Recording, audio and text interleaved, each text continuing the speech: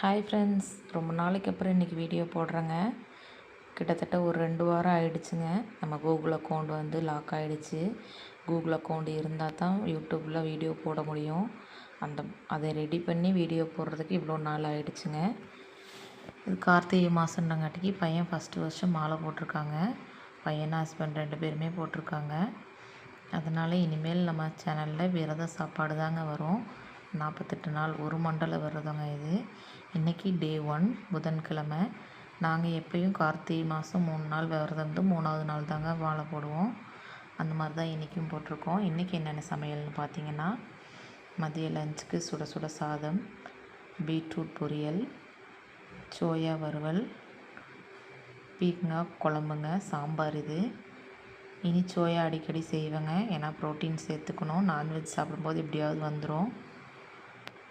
வெஜ்ஜுன்றங்காட்டிக்கு கொஞ்சம் பார்த்து செய்யணுங்க. மார்னிங் பிரேக்ஃபாஸ்ட்டுக்கு வெண்பொங்கல் தாங்க பண்ணியிருக்கேன்.